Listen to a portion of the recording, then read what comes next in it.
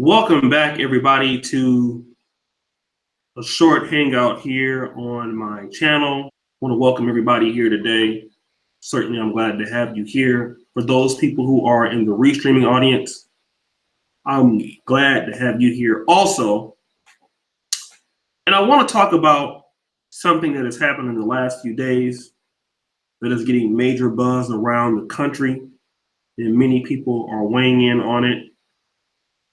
And that is this whole situation regarding one Brandon Weber. Brandon Weber. And I got pretty big on in Black YouTube by giving my commentary on issues like these. I have since went away from that. Some of my controversial views about police shootings, in this case, a Marshall shooting. But I can't get away from the bush. And I had to come back and really weigh in on this situation. I may lose some subscribers behind it. It wouldn't be the first time. It won't be the last time.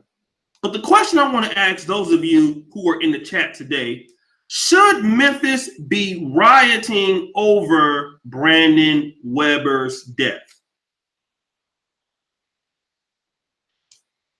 Should Memphis be rioting over Brandon Weber's death? Now, for those of you who don't know who Brandon Weber is, I'm just now getting somewhat familiar with it, and I'll have a call-in show tonight. Thank you, Mr. Grandeur, and you can weigh in on it with me. Brandon Weber was a 20-year-old African-American male who was going to buy a car in, I guess, a nearby city, which would have been in Mississippi. As you know, Tennessee and Mississippi are neighboring states. So some suburbs of Mississippi are actually considered to be the greater Memphis area. So he went and he contacted somebody. I don't know if it was on Facebook or if it was on Craigslist to buy a car. Well, on the way to buying the car, thank you, Brother Mark Kills TV, he then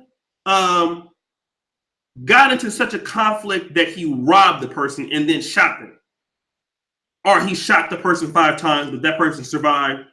And along with him was an accomplice that he came with. So this seems to be premeditated. And this is alleged. Now, I don't know if this is true, but this is what the marshals and FBI and the conglomerate of police officers were looking for him about. Now, to go on further in the dialogue, Brandon Weber was on Facebook making some statements, something along the lines that, they're going to have to kill me or something like that. I don't know, again, if that's all the way true. I can't verify it from the Facebook. But then again, he has some weapons on him, supposedly. And then at the time that there was contact between him and the U.S. Marshals, instead of getting out of the car, he rammed his car into one of the Marshals' vehicles and then getting out, and then he was shot somewhere along the line between 16 to 18 or 20 times. And this started, and this killing that the Marshals did against him was so violent, and the force that was used was so excessive that the people started throwing rocks at the Marshals, and people started to attack. They called for backup. The Memphis police came out, and all of this was also happening. And there's been some unrest in the city since then. I don't know if it's still going on, but the question remains: should Memphis be rioting over Brandon? There are some people, I watched some videos of some popular YouTubers. I won't call any names. Some have made some decent points. One person in particular said that it's not that we are protesting Brandon Weber. We are protesting that the police have been doing this for so long, and Black people are tired of it. That's a pretty interesting take. Now, to be fair, Brandon Weber, he is an African American. I'm not going to throw our people under the bus.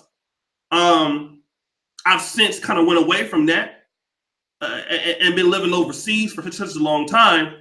I would rather have that discussion someplace else. And I want to be sensitive to his family who has lost a son or somebody who has lost a father.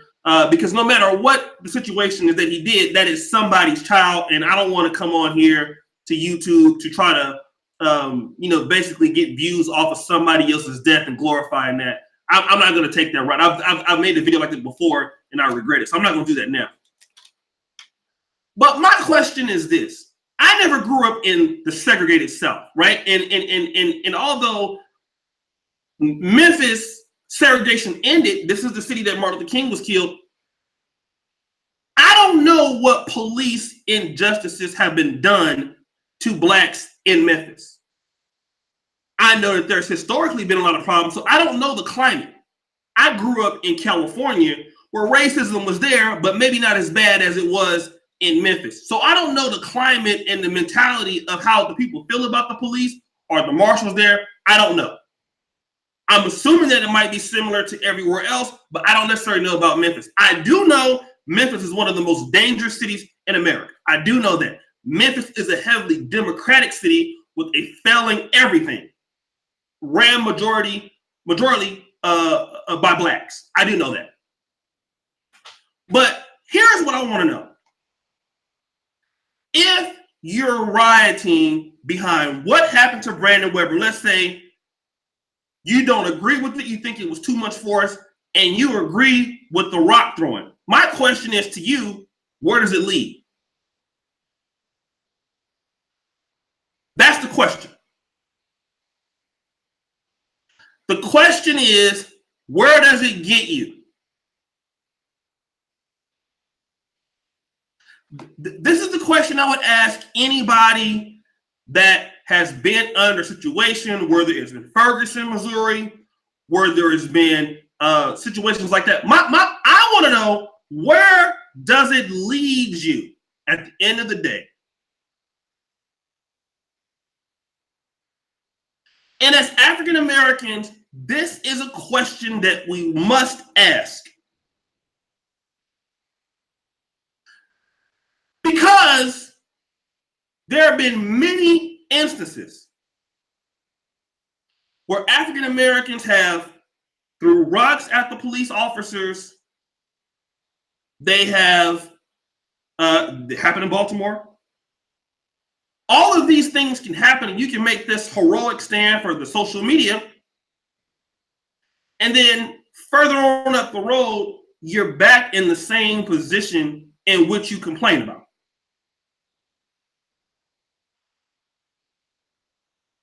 And what I call it is, this is the Negro hamster wheel effect. I want to talk about that because you ever see a hamster and a wheel? What is the most important thing about the hamster? People think the hamster is the dumbest animals around. And if you would think about it, that would be true, because the hamster will go full force running, and he would use all of his excessive energy running. But at the end of the day, he finds out that he goes nowhere. This is what he's gonna find out. And I'm afraid that African Americans have fell into this hamster wheel effect. Now, I got to talk about the brother, Brandon Weber. I don't know if he did it. They said that he was a suspect in this particular case,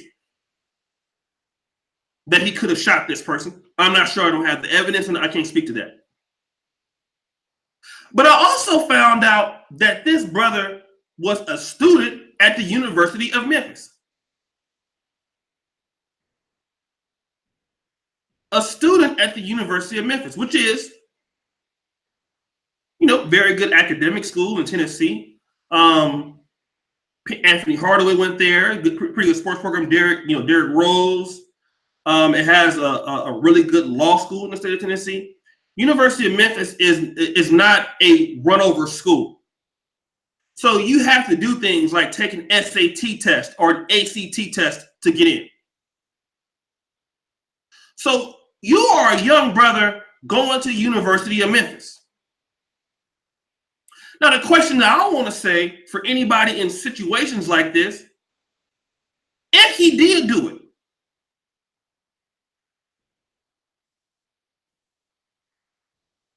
how did he think or not think he wasn't going to get away with it? And I got to address that. That's a very important point. Because again, as African Americans, and I got to say this, some of y'all going to say, oh, that's a cool statement, but let me talk about this. African Americans are responsible, whether you agree with how things are or not. We are all responsible for our actions. This is something that we got to understand, okay? For a lot of people that say they hate the police and can't stand them,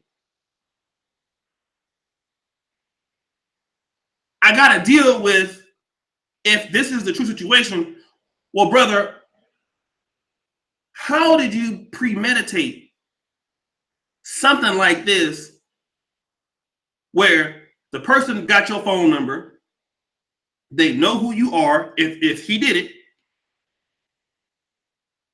and you have an accomplice with you? And then you also in Mississippi, which is a suburb of where you are, but now you're crossing against state lines. That's a federal offense.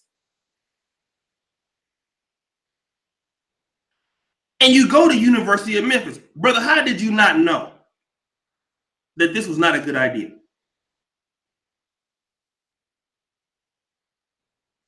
That's if he's guilty, though. He may not be. I don't know. But if that is the case, if we fix that problem right there, the man is still living.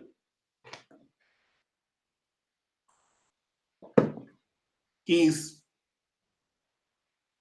living, he's enjoying his life, he's doing whatever he's doing. He can get his life back on track and get to the University of Memphis. We're not having a conversation on this right now. That's the truth.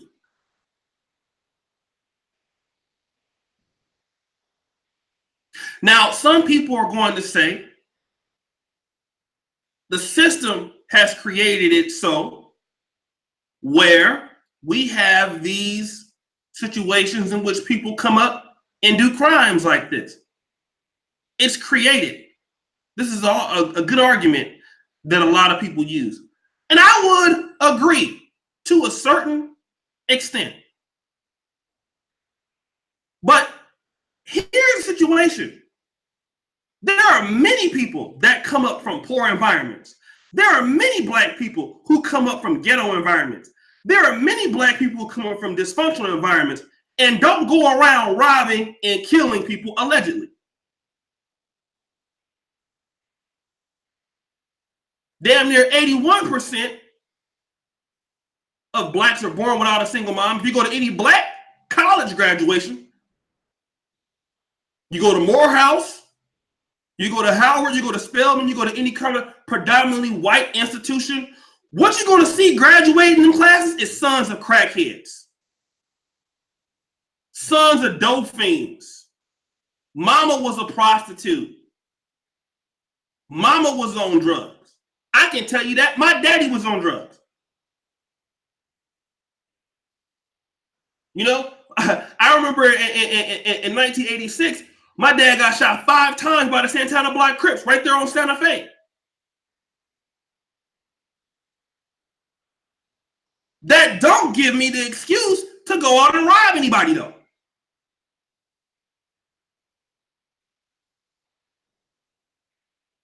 See, and it all comes back to something that a lot of people in the Black community want to talk about, and that is personal choice, personal decision. I can't let Black people people off the hook all the way like that. I can blame the system to a degree, which I will. But Negro, if you know that I mean, at the same time, there are so many functioning Black people in school who don't get involved in this. I'm talking about if he is innocent or guilty. Now, here's a situation that Black people want to get mad about, how they handled the situation. Now, I'm going to lean into my Black conservative library right now, because this is where I'm going to bring out some of my old talking points. Black people are concerned about the violence of the U.S. Marshals, the fact that he was shot 16 or 20 times. This is what African Americans are concerned with, because that was an overkill.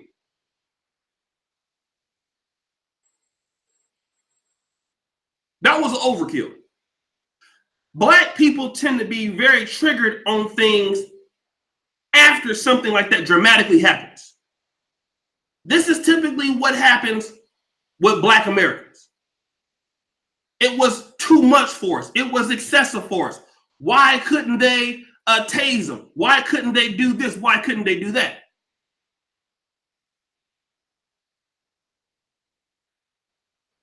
Instead, my position is, number one, politically, we know that once you cross the line over into those territories,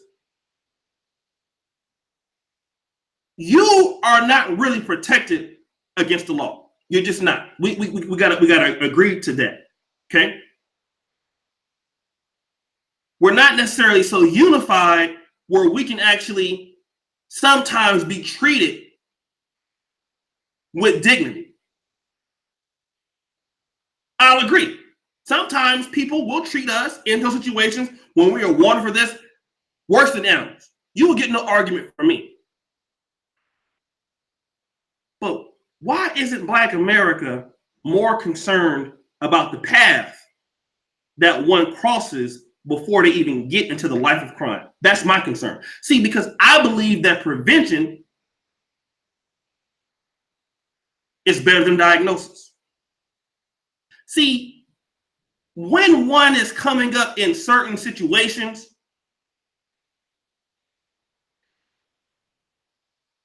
that pretty much precedes criminal activity, I'm worried about that stage right there. Let's not even worry about, oh, he was shot too many times, because what we do know is a lot of times, if you get to that situation, these people can do anything. And a lot of times they can walk off.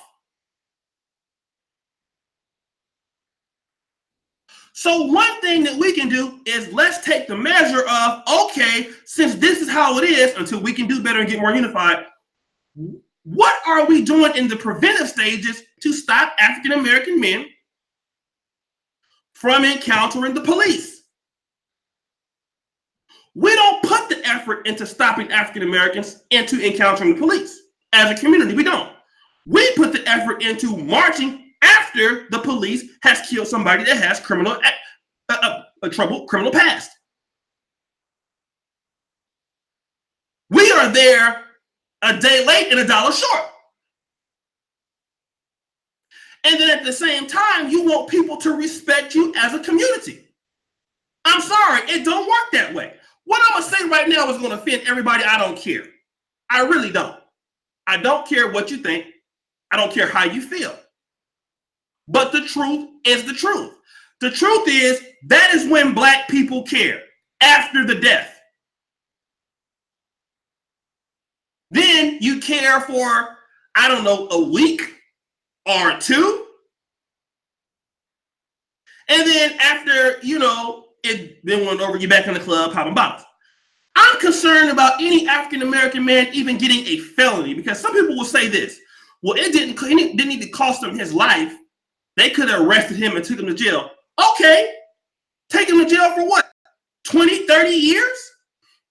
So the man can lose all of his life and come out of jail as a 50-year-old? Would you? I mean, is that your argument? How about we make sure that the brother graduates the University of Memphis, go on to law school, go on to medical school, and we educate our people. Hey, man, if you do this, you're going to meet force from them.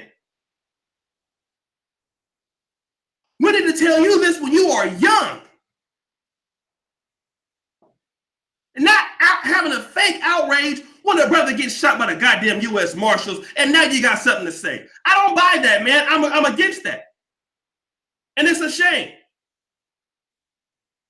And a lot of you are hypocritical out there. I'm sorry. You don't try to catch these kids before it's too late. Because one thing my daddy taught me, I used to get a lot of ass whoopings when I was a kid.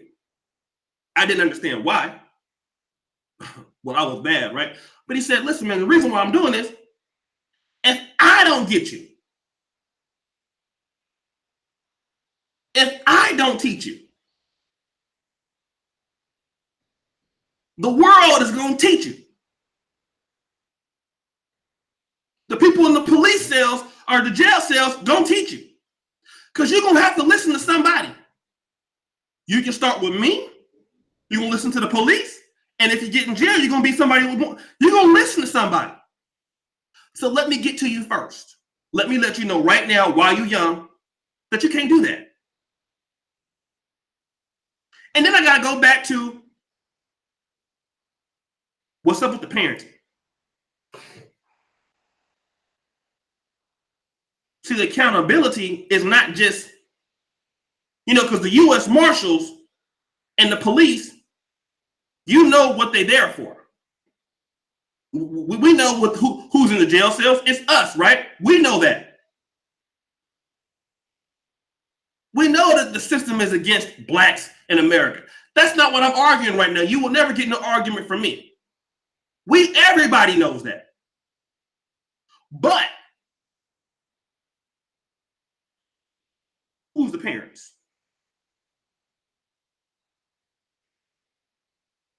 Now, I don't know if the things that are said about him are true, but if they are true, where's his parents?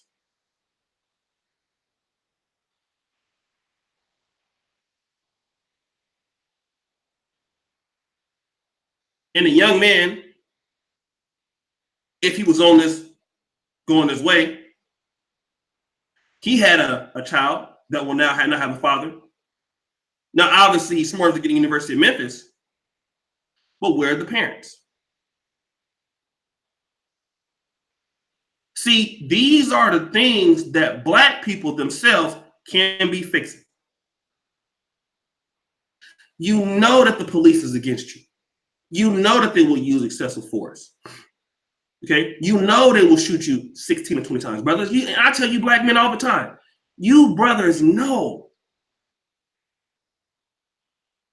And a lot of y'all get y'all wake-up calls. You get pulled over. You better put your hands on that steering wheel. It's not the same for you. It's not the same for you, brother. You cannot do the same things that these other people can do. Right now, you can't do that. So you got to play defense. And playing defense is to not beat yourself.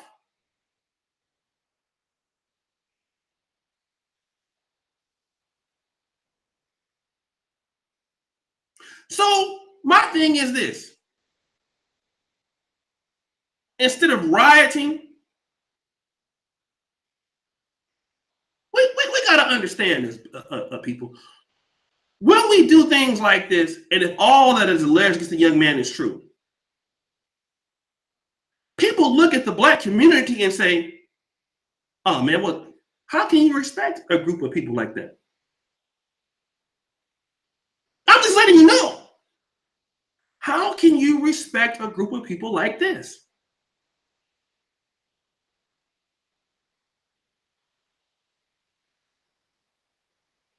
And the same thinking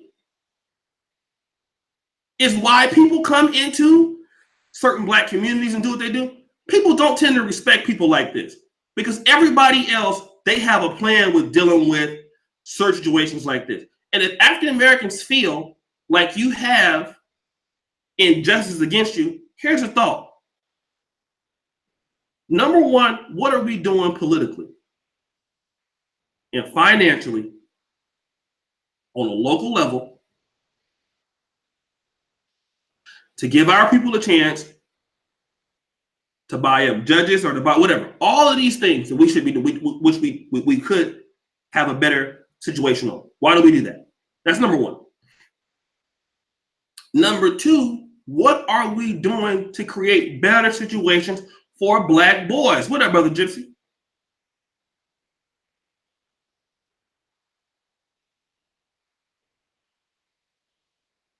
And I'm not calling anybody dumb. But what I'm saying is, if you're going to riot, it has to be an end result. You can't be rioting just to be rioting. What do you get from rioting? And historically, the rioting situation, where does it get us? We got to keep black people and young black men as much as we can. We got to keep them from encountering the police. That needs to be something that we got to be talking to our folks about. Especially in 2019, where they got cameras everywhere, man. You know, this ain't like 1989 where you could probably kill somebody and get off. They got DNA evidence. And I'm just saying, if he's guilty, I don't know if he's guilty of this. But these sorts of things, man, we gotta get our people to understand that when you riot and all these things, we gotta start looking. These are not tangible solutions to the problem. It's not.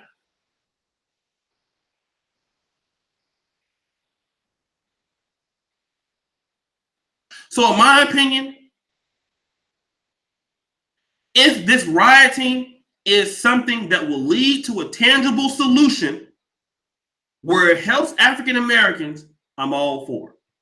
But at the end of the day, if it's like any other riot,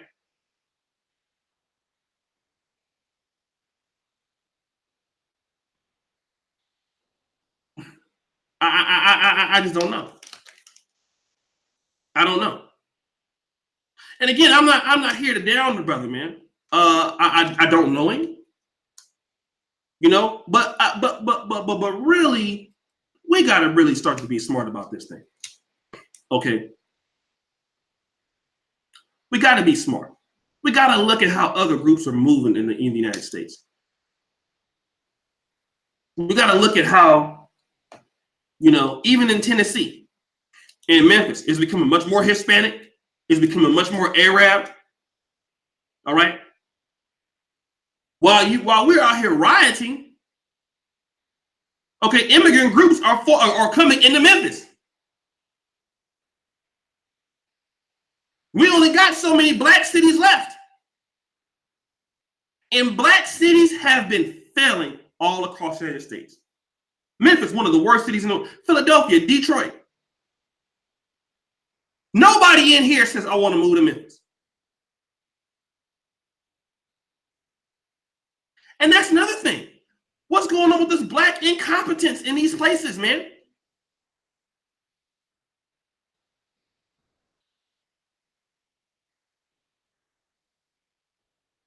It's a whole lot of situations. The city of Memphis, for the last 40 years, has been the laughingstock of the United States. I'm sorry, right along there with Detroit. Right along there with New Orleans. Right along there with Black Philadelphia. The laughingstock. up, elite class trucking? DC. Hello. Don't get up. Hey, I'm just being real. DC, I remember when I was at Howard, DC still had black people. Now you go uptown, Georgia F. Man, there's white folks walking their dogs out there. Starbucks everywhere, you know what I mean? This is what I'm talking about.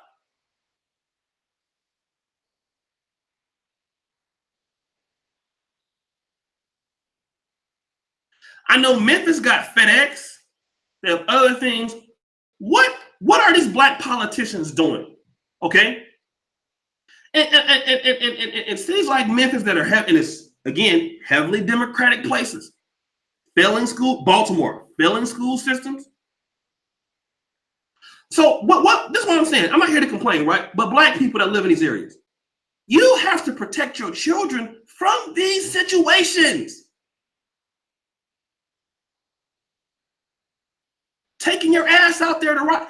If you live in DC, Baltimore, Detroit, Memphis, God help you.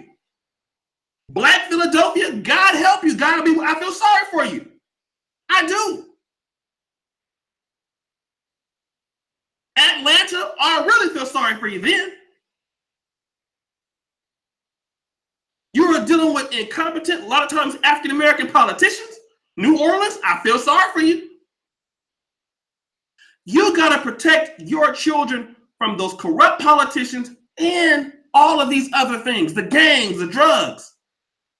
Things not a Welbeck. Education will not be reversed. So this is the job for you. These people have shown that they are incompetent.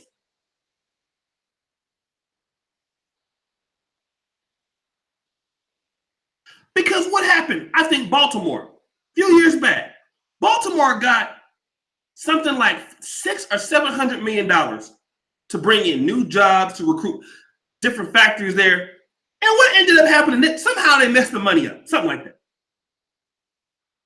Good mayors in good cities, they are supposed to be the ones trying to bring jobs to the places. I'm sorry. This is what politicians do.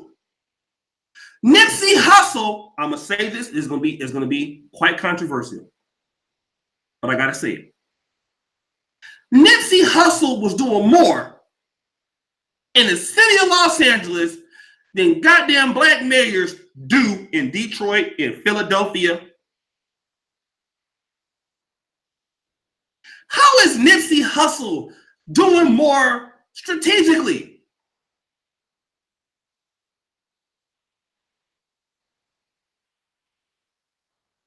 Than cities of black in Jackson, Mississippi's mayor? How does that even happen? When you have funding, when you have the ability to tax. I heard some of the roads in Philadelphia and some of the black places. I think the city was talking about it. They were saying that it is almost, some parts of Philadelphia is like third world country. How do you get like that?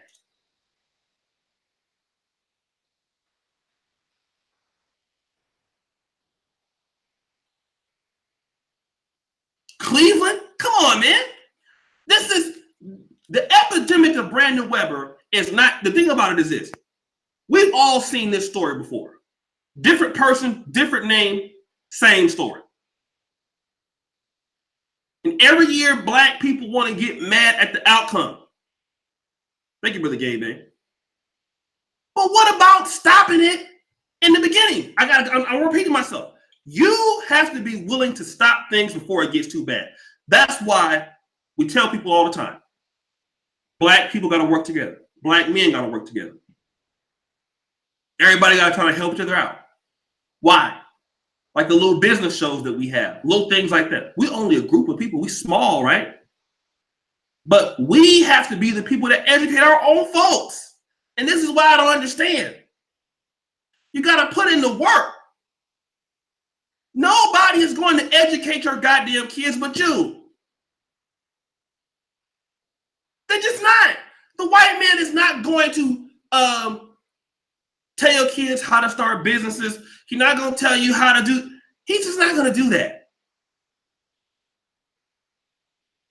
Chinese people are not going to do that. They're not going to be telling your people what's right and what's wrong. They're going to prosecute you for it, but they're not going to be the ones to give people those skill sets and those values. That comes from Black households. And again, it comes back to Black families. It comes back to Black communities.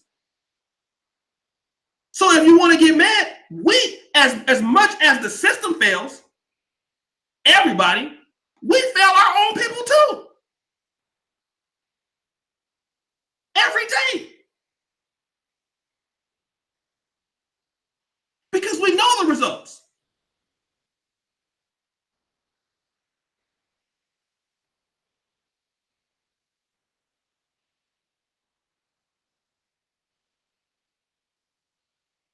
So if you're going to have that energy to be upset after the fact, the energy has to be put into it day by day. If I can reach one person, you know, you got to start working together with your people, man, to make sure that your people are educated. And also, like Nipsey Hussle, Black people still have to provide other opportunities for other Blacks. This is simple. Everybody that's successful does this. Other groups do this all the time. This is not rocket science. You know?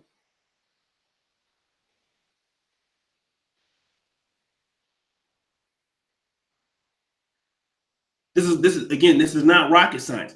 We gotta stop doing that. So again, I just wanted to just briefly talk about it. I just want to appreciate it. Again, I'm not trying to down the brother. I don't know what he's charged with, if he did it or not. It's not my fault. I'm not trying to be insensitive. But when I found out the brother was from University of Memphis, he was there. I'm sad about that. Because why? Here we have a person that was smart, took an SAT test and passed it, took an ACT test and passed it. He could have been the next sports agent, sports attorney, all of that. And allegedly make a bad decision that cost him everything.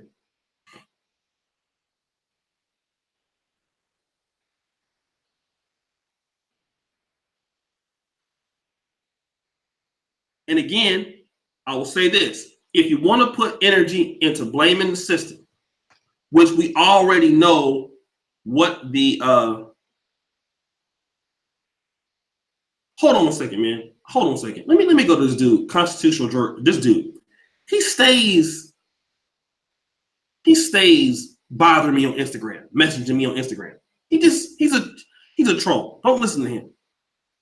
40,000 to you. You don't even have $40,000, fool. I don't even need. It's crazy. Look at that. He said, "This clickbait title. Oh shit, this is disgusting. You're a shameless piece of blame for this.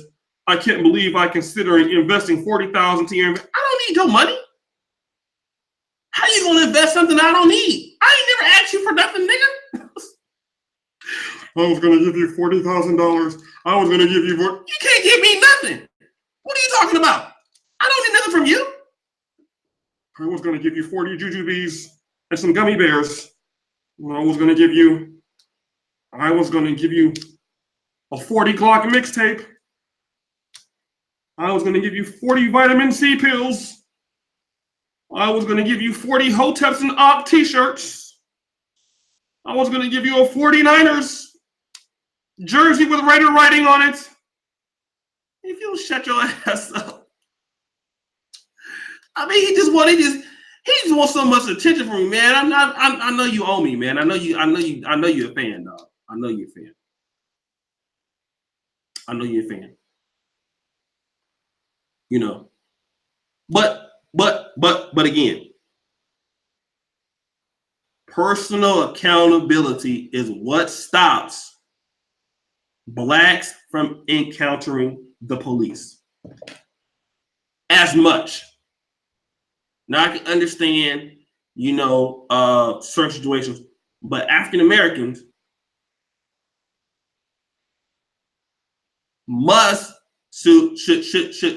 should be stopping dealing with people that you know that ain't for you. You know what they will do. Like somebody said this before. I hear this all the time. Well, Dylan Roof, he killed 9 people, and they took him into the Burger King. I hear that all the time. I won't disagree with what you're saying. We'll never disagree with what you're saying. But I'm going to say this. You know that you won't get a fair shake with them. How many times has this been proven? Black people have always been right about getting treated unfair by the system. I'm not saying in this case, but I'm just saying in general. You've been right for I don't know how long. That don't change anything. If that's your argument. I know if I got a son, you better not get involved in nothing like that.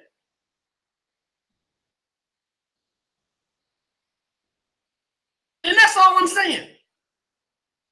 You got a brother that went to the University of Memphis. Life is taken from him. We can't use the skill set no more. So for me, if you're going to riot, that riot has to lead to something. It got to lead to something. Don't, 100% of the time, if people riot, whatever, a lot of times, and I hate to say this, when we riot, where do we riot at? I don't know the situation, right? But where does it typically, riots and all that? Usually, I'm not saying this time. Usually, something happens, Black people riot where they live at. So I don't know why we do that. We mad about some shit. Let's go where we live at and tear up all our shit. That's typically how riots end up in Black communities for the most part. We don't ever go over there and tear their shit up. But usually those riots,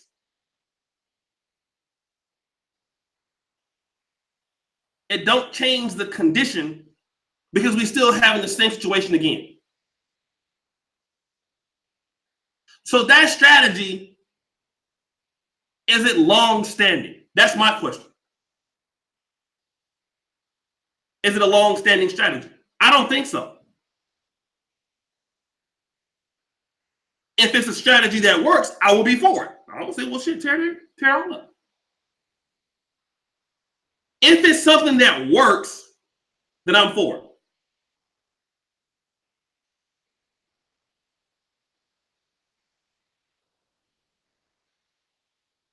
The best strategy I ever seen on anything like this was that boycott that Dr. King had. I mean, we gotta really look at strategies that push our people ahead. We really gotta look at that. We gotta look at long-term strategies, man. Even if you got a few people that are willing to do it, we gotta stop. I'm leaving it alone. I'm leaving it alone. I want to keep this on YouTube. But we need some more better long-term strategy. Because what I'm afraid of is after this riot, well, if it goes down, you get that, things go back to normal, and everybody forgets and it's everything else. Everything that Black people need to have an outcome. And it needs to be an outcome that put our people in a better position. If I'm doing this, why am I doing this? Now, I mean, if I'm going to go out there and throw rocks at the police, what is that going? If I do that right now, what is that going to? What is the outcome of that? That outcome needs to be something. It needs to be something that's changing, in my opinion. So I have a call-in show tonight. I know some people want to get in on this tonight. We will definitely do that. So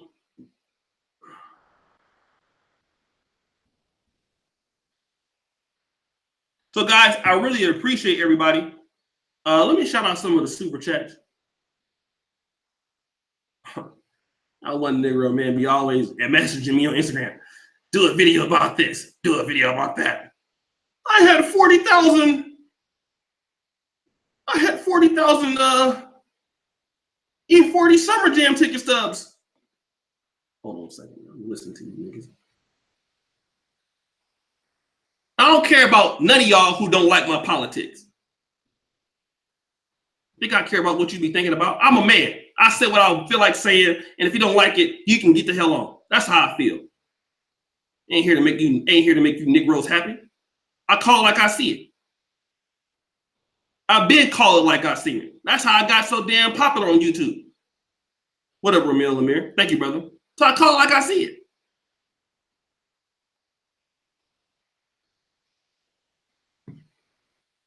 And I think my way is more successful.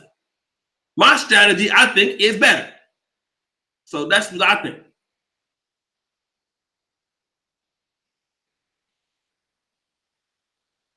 Oh, thank you, Rand. All that shit deserves law. We're gonna be over there tomorrow. Thank you, Neutral Zone. Ramil Elmir, Gabe A. Facts, Detroit politicians screwed us. Kwame. Nana Welbeck, thank you. Lee Class, thank you. Ronan Roy, how you doing, Oshay? Brent, Kevin Thomas. Brandon Weaver was a thug who shot a fellow black man 5 times and was killed by cops. He was a menace to society. Good riddance. Mark Hills, thank you. Turned up over the wrong person. This person says, love you, Soviet. I was gonna give you 5,000 with the white man. Hell my life. Thank you, brother. So again, I'll have either a hangout or a call-in show letter later. You guys, what up, Irene? You guys can come over here and we do it on my other channel. And again, condolences to the brother because, again, I'm not getting on here trashing him. I don't know the details, everything. I just know what is alleged. Okay? I just know what's alleged. Again, my heart goes out to the brother and his family because, listen, nobody wants their family member to get shot. You got to also understand that. Yes, Joy, for real. That's the thing, you can do that. Listen, nobody wants their child to be shot, man. And I know as a YouTuber, when you don't know somebody and you just start clowning them, I'm glad he's gone. We can't say stuff like that. Right? Because as much as you think that this person is a bad person or a criminal or whatever and deserve whatever he got, if that's how some of y'all feel, that's somebody's child, man. Somebody really loves some people love him, right? People love him. He got friends that love him, you know? And so, we can't really be talking about people like that.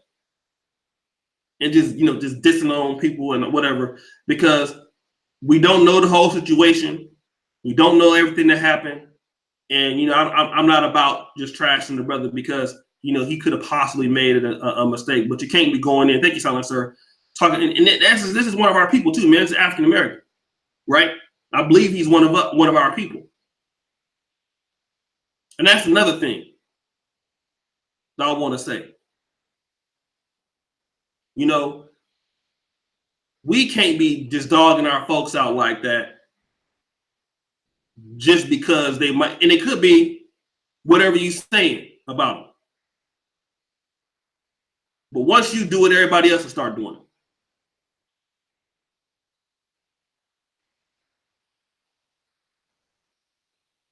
So that's one thing that I had to kind of shy away from, which is, he deserved it. That's a personal conversation.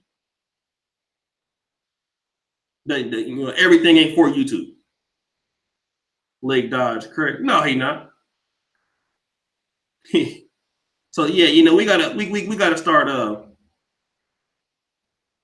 respecting our own folks, man, for real. Even if we got people that do some of the illest things out there, we like I said, I will talk about anybody else but our folks in a bad way. We can talk about your people, we can talk about everybody else, but our folks, we can't be talking about them like that, bro. I'm just I've learned that we can't do that.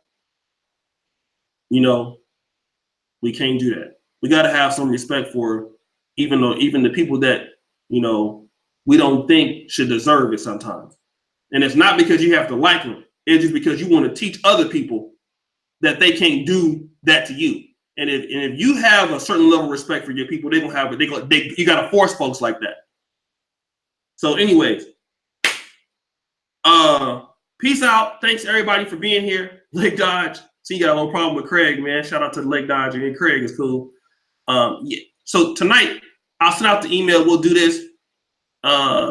You know, we'll do like a little mini rumble, whatever. I see Taz, I see Joy, I see Irene. I didn't got everybody riled up. So we'll do it later on tonight. Peace out, everybody.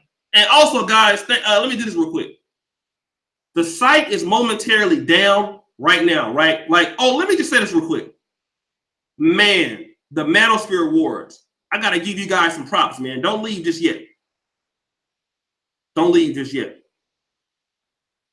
We got more votes on the Manosphere Awards in 4 days than we got the whole 30 days last time, which is crazy, right? The first time I couldn't barely get any, you know, we had like 100 something people for Twitter, whatever, right? This time we got more votes in the first 4 days than we had in the last, we had more votes in the first 4 days than we had all last year, which is showing me that a lot of brothers is really feeling the voting system. They're excited. I know guys calling, want to know how many votes they got and all this. So right now it's down a little bit, but we'll have it back up. I'll add an additional day. So I want to thank you guys for going on and voting for the Negro Manosphere Awards. You know, this is the second one that we did last year. It does include the Rumble Award. So a lot of guys excited. Super Sly, he got an Editor's Choice Award. So he showed out his plaque on his channel already. He's stoked about it. And that's one of the things that I wanted to just say. You know, you got to start creating a culture where Black men can, you know, at least appreciate each other and give, you know, because nobody's going to appreciate you like you will, right? That's one of the things trying to do. So thank you to everybody who voted and all of that. Peace out, and we out this piece. See you guys later on tonight on the show. I'm out. Peace.